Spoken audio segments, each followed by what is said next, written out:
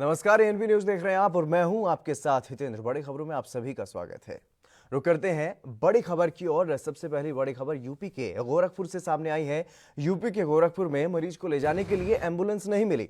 जिलाधिकारी ने 102 और 108 एम्बुलेंस के अधिकारियों को तलब कर लिया है और जांच के आदेश इस मामले में दे दिए हैं। ये तस्वीरें आप साफ तौर पर देख सकते हैं। एक ठेला है और उस पर मरीज को लेटा करके ले जाया जा रहा है। अस्पताल में इलाज करने से मना कर दिया गया क्योंकि लॉकडाउन में जो निजी अस्पताल हैं उनको इमरजेंसी इलाज की अनुमति नहीं है और ऐसी स्थिति में वहां से इनको लौटा दिया गया। तो रास्ते में ही इस महिला की मौत हो गई और तस्वीरों में साफ तौर पर देखा जा सकता है किस तरीके से स्वास्थ्य सेवाएं बदहाल हैं। गोरखपुर ये वो जगह है जहां से यूपी के मुखिया का पुराना नाता। ये बड़ी खबर आपको दिखा रहे हैं। स्वास्थ्य सेवाओं की हालत आप देखिए किस तरीके से डगमगाई हुई है लॉकडाउन के बीच। जिस तरीके से निजी अस्पतालों को इमरजेंसी सेवाएं देने की अनुमति नहीं है और हालांकि पिछले दिनों कुछ निजी अस्पतालों को दी गई थी इस तरह की परमिशन, लेकिन शायद ये लोग जहां पर गए वहां पर इन्हें परमिशन नहीं मिली और इसी को देखते हुए जब इन लोगों ने एम्बुलेंस को कॉल की तो एम्बुलेंस से भी कोई मदद नहीं मिली। शाहिद खान हमारे संवाददाता गोरखपुर से हमारे साथ जुड़ गए हैं। शाहिद, आपसे पूरी जानकारी चाहेंगे किस तरीके से इस महिला की मौत हुई और क्या ये महिला बचाई जा सकती थी।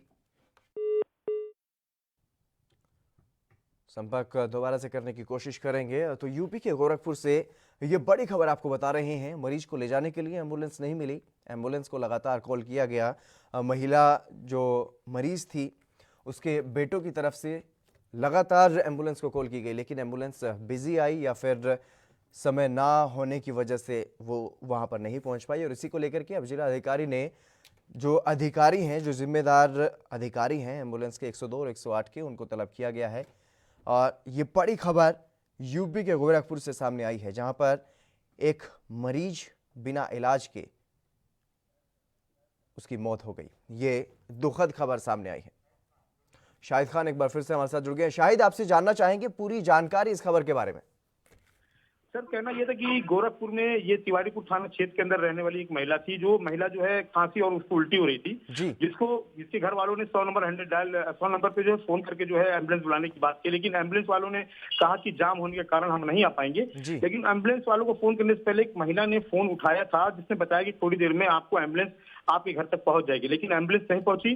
थक काट कर जो है उनके घर के लोगों ने, जो मृतक हैं, वो उनके घर वालों ने जो है ठेले पे ही जो है महिला को ले जाकर सदर अस्पताल ले गए, जहां डॉक्टरों ने उन्हें मृत घोषित कर दिया। लेकिन इन सब चीजों की जब खबर गोरखपुर के जिलाधिकारी के विजय पांडेयन को लगी तो के विजय पांडेयन ने 100 डायल और 102 जो डायल एम्बुलेंस के उसके अधिकारी को जो है उन्होंने तलब किया और इसकी पूरी जांच के लिए बोला है। और ये भी कहा है कि 1 महीने की जो भी एम्बुलेंस 102 108 की जो एक महीने की जो कॉल डिटेल्स है उनको तुरंत सौंपी जाए और ये बताया जाए कहां तक इस तरह की जो पहले इन लोग से त्रुटि हो चुकी है। जी शाहिद, किस तरीके से अब स्वास्थ्य व्यवस्थाएं देखने को मिल रही है गोरखपुर में, क्योंकि जिस तरीके से मामला सामने आया बड़ा सवाल उठ रहा है स्वास्थ्य सेवाओं पर। सबसे बड़ी बात तो ये कि यहाँ एक तरफ डॉक्टर जो है पूरी तरीके से कोरोना वॉरियर्स के रूप में यहाँ पर जो है लड़ रहे हैं मरीजों से, तो वही एक तरफ स्वास्थ्य महकमे में एम्बुलेंस के द्वारा एम्बुलेंस के जो है 108 102 के जो ड्राइवर लोग हैं उन लोगों ने इस तरह का बहुत ही गलत कृत्य किया है, जिसको लेकर के पूरे क्षेत्र में और स्वास्थ्य विभाग में इस तरह की जो है सुदूराहट चल रही है कि कहीं ना कहीं इन लोग की बहुत बड़ी खामी थी। इसीलिए के विजय पांडे जिलाधिकारी ने इसके लिए जांच लेकर और बहुत सख्त लहजे में हिदायत दिया है कि अगर जांच के उपरांत कोई भी गलत पाया जाए उसके खिलाफ सख्त से सख्त कार्रवाई की जाएगी। जी शाहिद, और इसके अलावा क्या कुछ जानकारी है? क्या एम्बुलेंस वास्तव में बिजी थी या फिर जानबूझकर ये लापरवाही की गई है?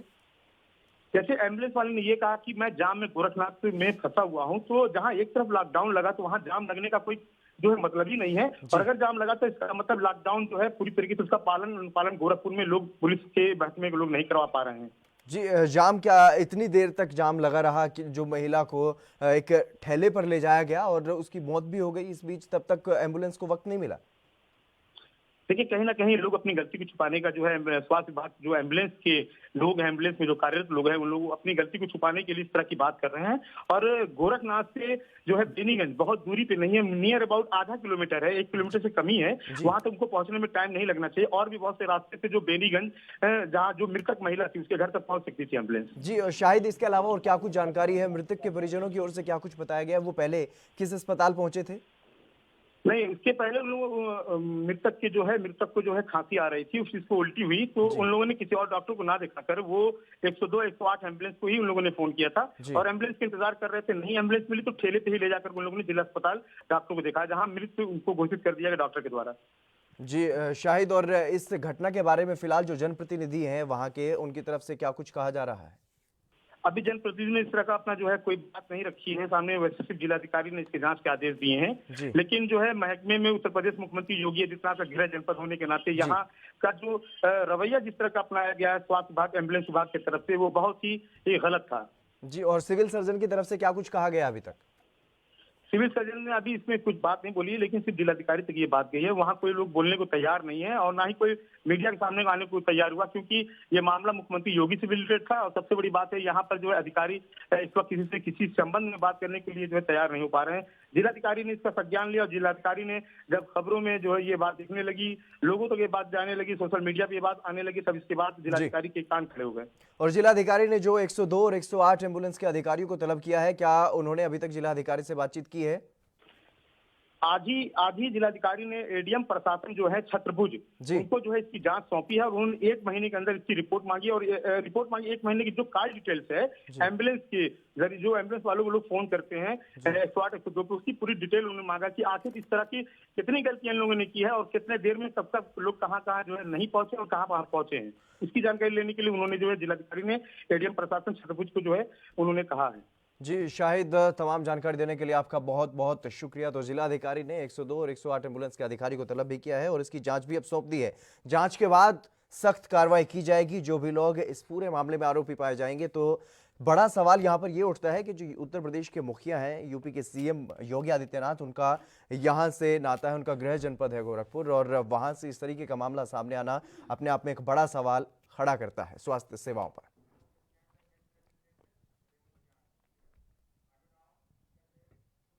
चलिए रुक करते हैं अगली बड़ी खबर की ओर। घरेलू उड़ानों के लिए बुकिंग शुरू हो चुकी है। जी हां, ये बड़ी खबर, विदेशों से वापस आ रहे लोगों के लिए ये बुकिंग शुरू की गई है। हालांकि जो सामान्य यात्री एक जगह से दूसरी जगह जाना चाहते हैं हवाई रास्तों के जरिए, उनके लिए ये सुविधाएं नहीं होंगी। और एयर इंडिया ने इस बात की जानकारी दी है। एक पूरा शेड्यूल जो है वो जारी किया गया है एयर इंडिया की साइट पर। घरेलू उड़ानों के लिए जो शेड्यूल रहेगा वो जारी कर दिया गया है एयर इंडिया की तरफ से। विदेशों से जो लोग वापस आ रहे हैं, उनके गृह जनपद तक पहुंचाने के लिए, उनके गृह राज्य तक पहुंचाने के लिए उनको इस तरह की फ्लाइट शुरू की जा रही हैं और इसके लिए अब बुकिंग भी शुरू कर दी गई है। 17 मई से 3 जून तक के लिए ये नया शेड्यूल जारी किया गया है एयर इंडिया की तरफ से। ये बड़ी खबर आपको बता रहे हैं, जो लोग विदेशों से वापस आ रहे हैं वंदे भारत मिशन और ऑपरेशन समुद्र सेतु के तहत, ऐसे लोगों को उनके घरों तक पहुंचाने के लिए, गृह राज्य तक पहुंचाने के लिए इस तरह की सेवाएं शुरू की गई हैं। सुधीर सलूजा हमारे संवाददाता हमारे साथ जुड़ गए हैं अधिक जानकारी के साथ। सुधीर जी, क्या कुछ पूरी जानकारी है, किस तरीके से अब ये जो उड़ान सेवा शुरू की गई है उसका संचालन किया जाएगा? जी, एयर इंडिया ने जानकारी दी है कि घरेलू उड़ानों के लिए बुकिंग शुरू की गई है। ये बुकिंग विदेशों से वापस आ रहे लोगों के लिए है। सामान्य यात्रियों के लिए ये बुकिंग नहीं होगी। जो वंदे भारत मिशन के तहत जो विदेशों से जिन लोगों को लाया जा रहा है, ये केवल उन्हीं के लिए है और उन्हीं लोगों को जो है, जो भारत के अंदर, उनको अलग अलग गृह राज्य तक पहुंचाया जाएगा। इसके अलावा क्या कुछ जानकारी है, क्या कुछ सावधानियां इस दौरान बरती जाएंगी? जी बिल्कुल, तो इसमें सोशल डिस्टेंसिंग का पूरा ध्यान रखा जाएगा और एयरपोर्ट पर सबकी थर्मल स्कैनिंग की जाएगी। तो अगर किसी को कोई सिम्टम है तो उसको यात्रा की अनुमति नहीं होगी। और खास बात यह है कि ये केवल उन्हीं लोगों के लिए होगी जो वंदे भारत मिशन के तहत जिनको बाहर से लाया जा रहा है और उनको गृह राज्य तक पहुंचाया जा रहा है। सुधीर, और इसके अलावा आपसे ये भी जानना चाहेंगे, जिस तरीके से शेड्यूल जारी किया गया है नए तरीके से, तो ऐसे कितने लोग हैं जिनको इस तरीके की सेवाएं मिलने की उम्मीद है? ये लगातार जो बाहर से विदेशों से अभी विमान आ रहे हैं, जैसे अबू धाबी या कुछ गल्फ से जो विमान कोची और केरल वगैरह आए, और वहाँ पे उनमें कुछ यात्री जो है वो नॉर्थ इंडिया के थे। ऐसे ही कुछ विमान जो है दिल्ली आ रहे हैं और यहाँ से विभिन्न राज्यों के उसमें जो है यात्री हैं, तो उन लोगों के लिए सुविधा दी गई है। जी, और इसके अलावा क्या कुछ जानकारी है किस तरीके से उनका मेडिकल चेकअप वगैरह करवाया जाएगा? और ये क्या इसलिए क्योंकि कई देशों से कुछ ही लोग होते हैं जो वापस आना चाहते हैं और वो किसी दूसरे राज्य में चले जाते हैं, इसलिए उनको वहाँ पर समस्याओं का सामना करना पड़ता है। क्या इसीलिए ये उड़ानें शुरू की गई हैं या फिर जल्द ही जो सामान्य यात्री हैं उनके लिए भी उड़ानों को शुरू कर दिया जाएगा? अभी सामान्य यात्रियों के लिए ये सुविधा उपलब्ध नहीं है। ये केवल उन्हीं लोगों के लिए है जो विदेशों से आए हैं और उनको अपने गृह राज्य तक जाना है। अभी सभी जो यात्री हैं जिनको विदेश से आए हुए यात्रियों के लिए मास्क पहनना अनिवार्य है। उनको थर्मल स्कैनिंग उनकी की जा रही है। अगर उनमें कोई सिम्टम है या उनको कोई दिक्कत है तो उनको उनकी यात्रा पर रोक लगाई जा रही है, उन्हें क्वारंटाइन किया जा रहा है। और इसके अलावा जो यात्री जिन विदेश से आए हुए यात्री जो अभी उनको क्वारंटाइन सेंटर पर रोका गया है और उसके बाद अभी उनको अपने गृह राज्य तक भेजने के लिए शेड्यूल किया गया है। फिर क्या इस तरह के कोई संकेत मिल रहे हैं कि 3 जून के बाद इस तरह की जो सेवा है वो सामान्य यात्रियों के लिए भी शुरू कर दी जाएगी? जी, अभी देखिए विमान अभी डीजीसीए ने और सीएएसएफ ने जो है 3 दिन पहले दिल्ली एयरपोर्ट के टर्मिनल T3 का दौरा किया था और उन्होंने कहा था कि सीएएसएफ जो है इस पे पूरी नजर रखे हुए है और जल्द विमान सेवा शुरू हो सकती है, लेकिन अभी उन्होंने तिथि का ऐलान नहीं किया है। और आपसे ये भी जानना चाहेंगे कितनी उड़ानें भारत के अंदर जो जिस तरीके से ये जानकारी मिल पा रही है, तो कितनी उड़ानें इस तरह की सेवा देंगी? ये अभी बुकिंग के ऊपर निर्भर करेगा कि कितनी बुकिंग आती है और किस किस राज्य के कितने लोग हैं। उसके बाद ये उड़ानों का विवरण दिया जाएगा। हम अहम जानकारी देने के लिए सुधीर जी आपका बहुत बहुत शुक्रिया। तो विदेशों से वापस आ रहे लोगों के लिए ये सेवा शुरू की गई है। सामान्य यात्रियों के लिए ये उड़ानें नहीं होंगी, लेकिन ये अच्छी खबर, घरेलू उड़ानें अब शुरू कर दी जाएंगी जल्द ही, और इसके लिए अब बुकिंग भी शुरू कर दी गई है। चलिए रुक करते हैं अगली बड़ी खबर की ओर। केंद्रीय वित्त मंत्री ने राहत की दूसरी खुराक दी है। किसानों, प्रवासी मजदूरों, रेहड़ी पटरी वालों के लिए कई घोषणाएं की गई हैं। 3 करोड़ किसानों के लिए 30,000 करोड़ का अतिरिक्त वर्किंग कैपिटल फंड दिया गया है। 50 लाख रेहड़ी पटरी वालों के लिए 5,000 करोड़ रुपए का ऐलान किया गया है। ये बड़ी खबर है। जिस तरीके से प्रधानमंत्री नरेंद्र मोदी ने एक बड़े आर्थिक राहत पैकेज का ऐलान किया, उसके बाद से लगातार इसके बारे में विस्तृत रूप से जानकारी दी जा रही है केंद्रीय वित्त मंत्रालय की तरफ से, और ये बड़ी ऐलान आज किए गए हैं, बड़ी घोषणाएं आज की गई हैं। किसानों, प्रवासी मजदूरों और रेहड़ी पटरी वालों के लिए कई अहम घोषणाएं की गई हैं। गरीबों के लिए, खासतौर पर जो प्रवासी हैं, एक जगह से दूसरी जगह पर हैं, उनके लिए उनके खाने पीने के इंतजाम करने के लिए बड़ी घोषणाएं आज की गई हैं। केंद्रीय वित्त मंत्री निर्मला सीतारमण और उनके साथ केंद्रीय राज्य वित्त मंत्री भी अनुराग ठाकुर भी मौजूद रहे और ये बड़ी घोषणाएं आज की गई। 3 करोड़ किसानों के लिए 30,000 करोड़ का अतिरिक्त वर्किंग कैपिटल फंड और 50 लाख रेहड़ी पटरी वालों के लिए 5,000 करोड़ रुपए का ऐलान किया गया है। ये बड़ी खबर आपको बता रहे हैं। वित्त मंत्री ने राहत की दूसरी खुराक, एक तरीके से इसको कहा जा सकता है। जिस तरीके से लॉकडाउन की वजह से आर्थिक स्थिति डगमगा चुकी है पूरे देश की, उसी के लिए 20 लाख करोड़ रुपए का ऐलान किया गया है प्रधानमंत्री नरेंद्र मोदी की तरफ से, और अब उसी का इम्प्लीमेंटेशन देखने को मिल रहा है। जो राहत पैकेज किस किस सेक्टर में कितना किस किस को दिया जाएगा, उसका ऐलान अब किया जा रहा है। 50 लाख रेहड़ी पटरी वालों के लिए भी 5,000 करोड़ रुपए का ऐलान किया गया है। ये राहत पैकेज, आत्मनिर्भर का जो संदेश प्रधानमंत्री नरेंद्र मोदी ने अपने संबोधन में दिया था, उसी को पूरा करने के लिए इस तरह का काम किया जा रहा है केंद्र सरकार की तरफ से।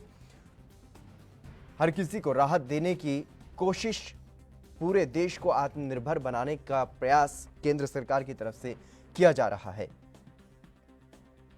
जो लोग प्रवासी हैं, एक जगह से दूसरी जगह पर फंसे हुए हैं, उनके लिए भी खाने का बंदोबस्त करवाने के लिए राहत पैकेज का ऐलान किया गया है। उन सभी को जो राशन है वो मुहैया हो, उसके लिए ऐलान किया गया है। किसानों, प्रवासी मजदूरों, रेहड़ी पटरी वालों के लिए और लघु, छोटे और सूक्ष्म उद्यमियों के लिए भी ऐलान किया गया है।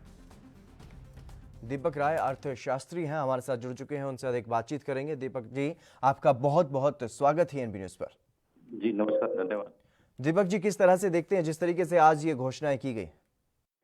जी, बहुत बड़ा राहत है, खासकर अगर देखा जाए, अगर सभी चीजों को देखा जाए तो प्रवासी मजदूरों के लिए जो उपाय किए गए, इसमें फायदा पहुंचाने का अनाउंसमेंट किया गया, वो सबसे बहुत बड़ी चीज है। सबसे बड़ी चीज ये कि एक तो उनको 2 महीने तक 5 किलो अनाज दिया जाएगा और 1 किलो चना जिसमें इन्वॉल्व है, और उसमें 3500 करोड़ का पैकेज है ये। तो इससे 8 करोड़ जो माइग्रेंट प्रवासी मजदूर है उनको फायदा मिलेगा। तो आज बहुत बड़ी समस्या बनती जा रही थी हर स्टेट में कि जैसे यूपी में कि 25 लाख आएंगे और भी स्टेट में आएंगे, तो वो एक प्रॉब्लम बन रहे थे। तो एक उस प्रॉब्लम को एड्रेस करने के लिए ये बहुत बड़ा कदम है। और दूसरी चीज जो one nation one ration card, ये बहुत बड़ा टेक्नोलॉजी ड्रिवन सिस्टम को बूस्ट करने की तरफ बहुत बड़ा कदम है, जिससे कि आदमी कहीं भी, कोई भी लेबर कहीं भी हो, कहीं से भी अनाज पा सकता है। और तीसरा, इनके रेंटल हाउसिंग स्कीम में भी जो वो किया गया कि जो स्मॉल लेवल पे, मतलब कम रेंट पे भी इनको आवास मुहैया कराया जाए शहरों में, और छोटे छोटे शहरों में, बड़े शहरों में भी। तो ये भी बहुत बड़ा कदम है, और सभी के लिए, प्रवासी मजदूर हों, चाहे छोटे किसान हों, चाहे सेल्फ एम्प्लॉयड ग्रुप हों, चाहे स्ट्रीट वेंडर्स हों, सभी के लिए जो स्कीम की गई है, बहुत अच्छी चीज़ है, बहुत अच्छा कदम है। ये तमाम अहम बातचीत करने के लिए आपका बहुत बहुत शुक्रिया। तो ये बड़ी राहत की खबर केंद्र सरकार की तरफ से दी गई है। ये राहत की दूसरी खुराक इसे माना जा रहा है।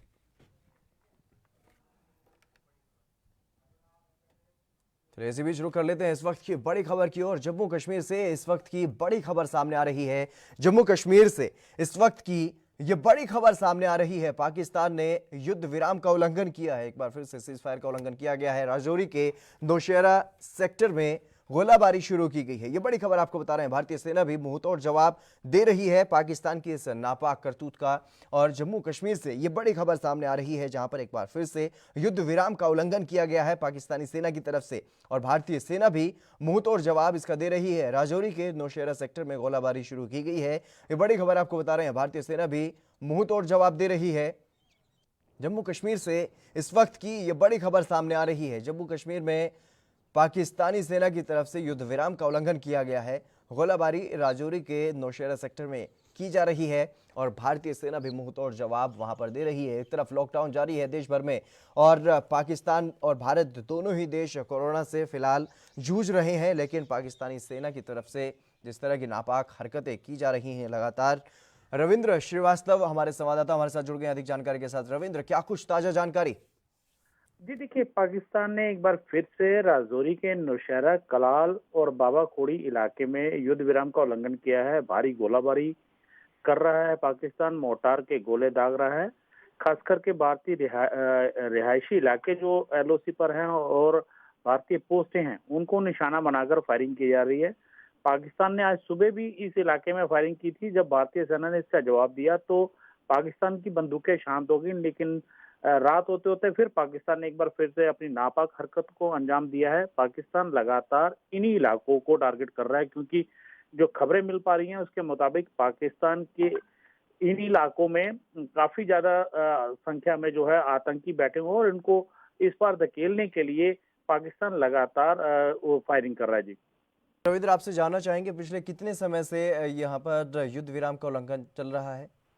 जी देखिए, जैसे ही कश्मीर के अंदर जो हिजबुल का कमांडर मारा गया था, उसके बाद से लगातार फायरिंग जो है वो थोड़ी रुकी थी, लेकिन आज फिर से ही पाकिस्तान की तरफ से इसी इलाके को खास करके सुबह भी और अभी भी टारगेट किया गया है, क्योंकि काफी संख्या में जो है लॉन्चिंग पैड जो है सक्रिय हो चुके हैं पाकिस्तान की तरफ से, और जो आतंकियों के आका पाकिस्तान के अंदर बैठे हुए हैं, वो आतंकियों को पाकिस्तान की आर्मी और आईएसआई मिलकर इस ओर धकेलना चाहते हैं, ताकि कश्मीर घाटी के अंदर डिस्टर्बेंस जो है फिर से की जाए, क्योंकि 35 और 370 टूटने के बाद पाकिस्तान की बौखलाहट जो है वो साफ नजर आ रही थी, और इसी का खामियाजा लगातार जो है वो आम जनता भुगत रही है, और भारतीय सेना पाकिस्तान की इस हिमाकत का मुंह तोड़ जवाब दे रही है। जी रविंद्र, क्या कुछ खुफिया जानकारी है? क्या कितने आतंकी इस इलाके में वहां पर छुपे हो सकते हैं जिनको भारत की तरफ धकेलने की कोशिश कर रही है पाकिस्तान की सेना? जी देखिए, काफी संख्या में कहा जाए तो जो लॉन्चिंग पैड है वहां पर करीब 250 से 300 आतंकी जो हैं अलग अलग जगह पर बैठे हुए हैं, चाहे वो अंतर्राष्ट्रीय सीमा हो या कश्मीर घाटी का संभाग हो या जम्मू संभाग हो।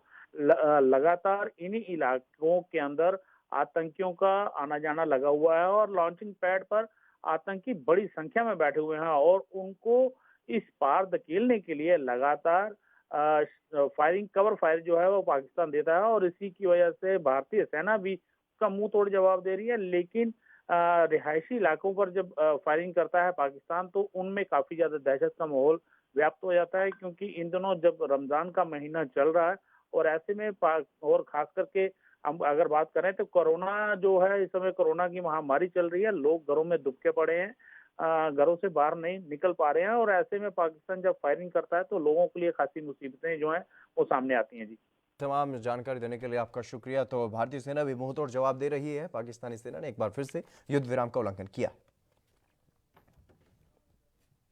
चलिए रुक करते हैं अगली बड़ी खबर की ओर। यूपी के सीएम योगी आदित्यनाथ ने बड़ी राहत दी है उद्यमियों को। 56,754 उद्यमियों को 2002 करोड़ रुपए का लोन दिया। एमएसएमई सेक्टर के लिए आर्थिक पैकेज की घोषणा के बाद ये लोन बांटे गए हैं। 2 से 2.5 लाख लोगों को रोजगार मिलने की उम्मीद जताई जा रही है। इतनी बड़ी धनराशि का लोन देने वाला पहला राज्य बन गया है यूपी। तो लॉकडाउन में जिस तरीके से आर्थिक संकट गहरा रहा था पूरे देश पर, उसी को लेकर के जिस तरीके से प्रधानमंत्री नरेंद्र मोदी ने एक बड़े आर्थिक राहत पैकेज की घोषणा की, उसके बाद से यूपी सरकार ने बहुत जल्द इससे राहत दी है आम लोगों को, कह सकते हैं। क्योंकि जिस तरीके से जो छोटे उद्योग हैं एमएसएमई सेक्टर के लिए ये इतने बड़ी संख्या में लोन बांटे गए हैं और सबसे पहले पूरे देश में ऐसा पहला राज्य बन गया है उत्तर प्रदेश, जहां पर इतनी बड़ी धनराशि एक ही दिन में बांट दी गई। ये बड़ी खबर आपको बता रहे हैं। यूपी के सीएम योगी आदित्यनाथ ने एमएसएमई सेक्टर के लिए आर्थिक पैकेज की घोषणा के बाद लोन बांटे हैं और 2002 करोड़ रुपए का लोन बांटा गया है।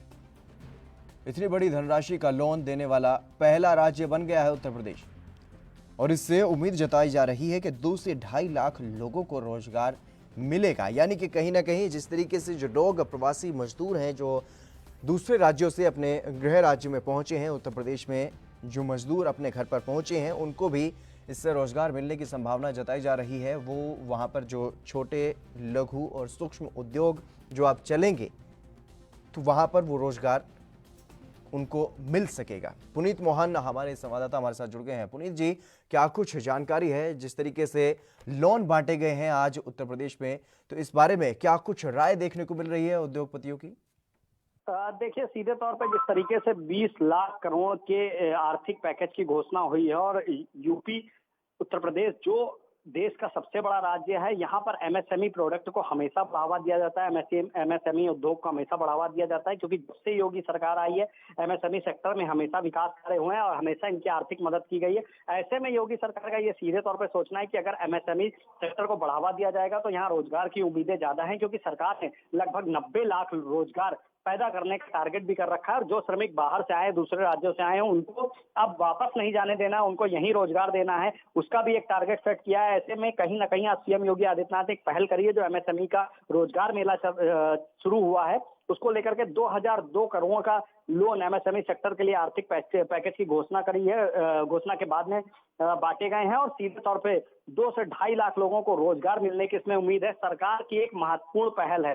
जिस तरीके से सरकार ने वादा किया था कि एमएसएमई कंपनियों को हम महत्व देंगे, वन प्रोडक्ट ओडीओपी की जो कंपनियां हैं उनको महत्व देंगे और लोगों को रोजगार देंगे। ऐसे में जो आर्थिक पैकेज की घोषणा हुई उसके बाद एमएसएमई सेक्टर जो सबसे महत्वपूर्ण सेक्टर है उस पर भरोसा जताया सीएम योगी ने और लगभग 2.5 लोगों को 2 से 2.5 लोग इसमें रोजगार पा सकेंगे। और सीधे तौर पे जो 20 लाख करोड़ के लोन की घोषणा हुई थी उसके ठीक बाद ये लोन बांटे गए हैं और सिर्फ इस उम्मीद से बांटे गए हैं कि अगर एमएसएमई विकास करेगा तो यहाँ पर एक तो नए रोजगार उत्पन्न होंगे, दूसरा लोगों को रोजगार मिलेगा। जी पुनीत, इसके अलावा सीएम योगी ने क्या कुछ अपील की है इन उद्यमियों से?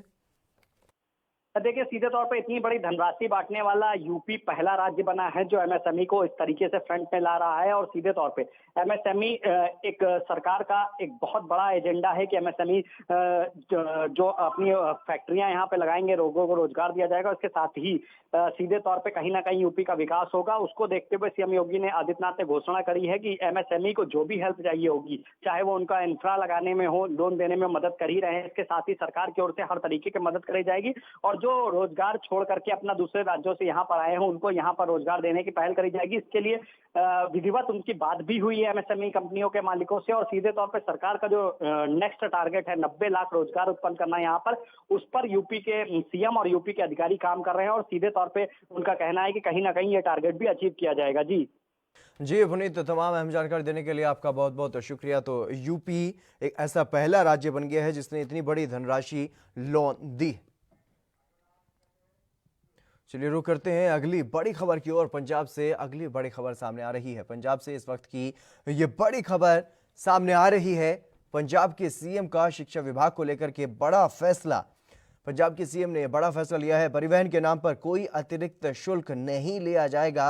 ऑनलाइन शिक्षा प्रदान नहीं करने पर कोई शुल्क नहीं लिया जाएगा। साल 2020 में बच्चों की शिक्षा को प्रभावित नहीं होने दिया जाएगा।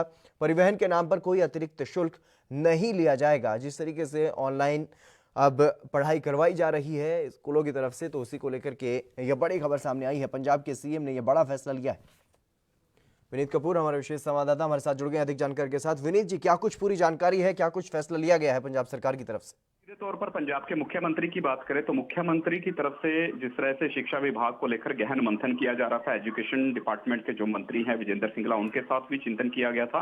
और इसके अलावा अगर हम एजुकेशन विभाग के अधिकारियों की बात करें तो उनके साथ भी रिव्यू बैठक की गई थी। ये बैठक इसलिए की जा रही थी कि अभिभावकों पर भी ज्यादा बोझ पड़ता हुआ नजर ना आए और इसके साथ साथ जो स्कूल हैं उनको भी किसी तरह का वित्तीय नुकसान ना हो। तो ऐसे में एक बड़ा फैसला लिया गया है कि सबसे पहले तो जो साल 2020 और 21 है, इसमें जो बच्चों की शिक्षा है उसको किसी भी हाल में प्रभावित नहीं होने दिया जाएगा।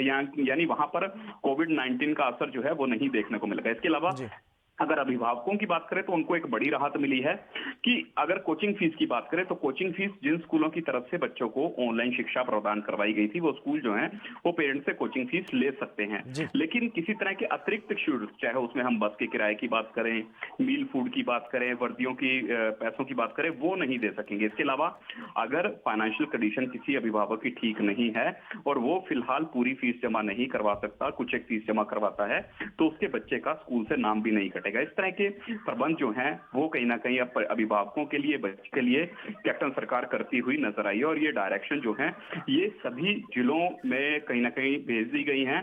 सभी स्कूलों को इससे अवगत करवा दिया गया है ताकि अभिभावकों को किसी तरह की दिक्कत का सामना ना करना पड़े और बच्चों की शिक्षा किसी भी सूरत में खराब ना हो या फिर प्रभावित ना हो। जी लेकिन विनीत जी, जिन बच्चों के पास ऑनलाइन शिक्षा का कोई साधन नहीं है, कुछ ऐसी भी खबरें पीछे सामने आई हैं जिन बच्चों के पास मोबाइल तक नहीं है तो वो ऑनलाइन शिक्षा से वंचित रहे हैं, और ऐसे बच्चों के लिए क्या कुछ कदम उठाए गए हैं सरकार की तरफ से? बिल्कुल, देखिए आने वाले दिनों में इसको लेकर भी प्रबंध किए जा रहे हैं। हालांकि अगर हम बात करें तो जिस तरह से कोविड-19 को लेकर अभी स्थिति जो है वो इस बात में क्लियर नहीं है कि जो कर्फ्यू है वो कितना समय चलता हुआ नजर आएगा। लेकिन हाँ, ये बात का जरूर शिक्षा मंत्री भी इस बात का हवाला देते नजर आ रहे थे कि कुछ एक टीवी चैनलों के माध्यम से वो जरूर इच्छुक हैं कि अगर कर्फ्यू बढ़ाया जाता है, स्कूलों के अंदर बच्चे जो हैं वो नहीं पहुंच पाते, तो फिर टीवी चैनलों के माध्यम से बच्चों को शिक्षा उपलब्ध करवाई जाएगी।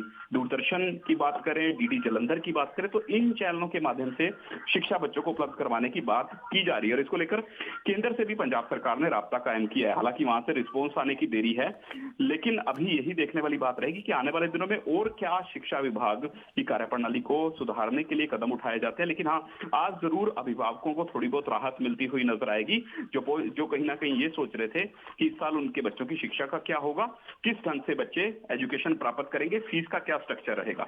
जी विनीत, तमाम अहम जानकारी देने के लिए आपका बहुत बहुत शुक्रिया। तो अब ये बड़ा फैसला लिया गया है पंजाब सरकार की तरफ से। जिस तरीके से अतिरिक्त फीस वसूली जा रही थी कुछ स्कूलों की तरफ से, वो अब नहीं वसूल सकेंगे और किसी भी बच्चे का अब नाम नहीं काटा जाएगा। इससे अभिभावकों को भी राहत मिली है और बच्चों को भी। फिलहाल इस बुलेटिन में बस इतना ही। आप बने रहिए एएनबी न्यूज़ के साथ।